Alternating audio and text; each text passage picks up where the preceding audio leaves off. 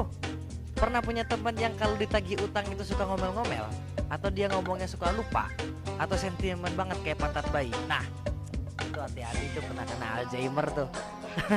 Bercanda ya. Jadi kita bahas Alzheimer atau penyakit pikun. Pikun itu penyakit loh ya sebenarnya. Kalau dari dunia medis ada pikun yang beneran, ada yang pikun yang bohongan. Tapi ini kalau pikun beneran itu ada penyakitnya ya. Ini kita coba lihat ini CT scan ya, hasil ronsen kepala. Ini yang ronsennya normal. Ya. Yang normal itu dia kayak gini nih, Bos. Banyak merah-merahnya ya. Masih aktif neuronnya. Tapi kalau dia sudah mulai ada penurunan fungsi kognitif atau dia suka lupa atau nggak fokus, dia lama-lama turun kayak gini. Nah, Alzheimer disease.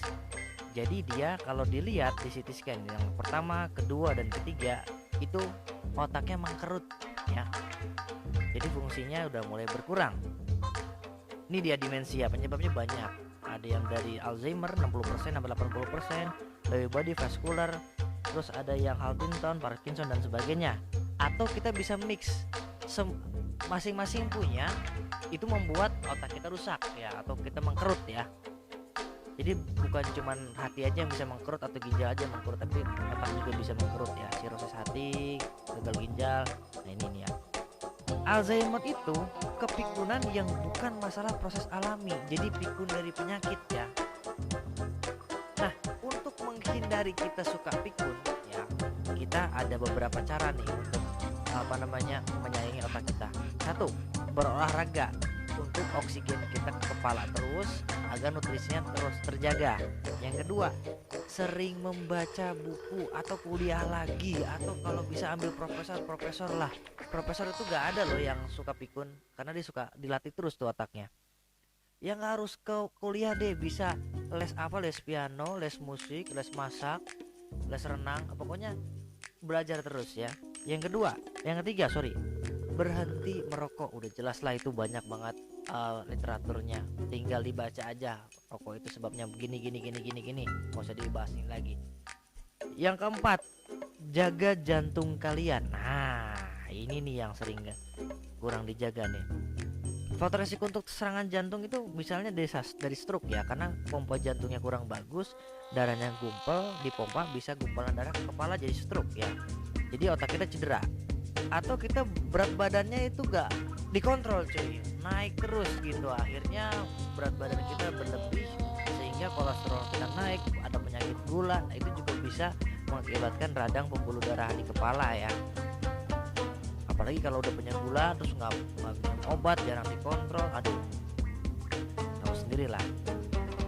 Nah, cegah benturan di kepala ya, kalau bisa naik motor pakai helm, walaupun cuma dekat, pakai sepeda boleh lindungi kepalanya, sayangnya benturan kepala Anda. Kalau harus ya namanya juga musibah, harus kecelakaan, sebisa mungkin lindungi kepalanya. Apalagi kalau pemain tinju pasti dia ready tangannya gini buat nahan cedera kepalanya.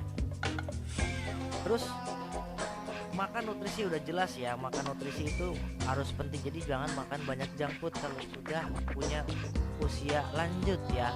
Sebisa mungkin tuh junk food itu dihindarin, karena udah nggak jadi pertumbuhan lagi kita ya. Terus apa lagi? Tidur yang cukup. Nah ini kadang-kadang oksigen kita ke kepala itu gak sadar waktu saat tidur ya. Contohnya kayak ngorok, itu sebenarnya ada sleep apnea, oksigen kita berkurang untuk naik ke kepala ya. Jadi kalau bisa tidur itu jangan terlalu malam ya. Bisa ya, kalau bisa tidur bangunnya sepertiga malam ya.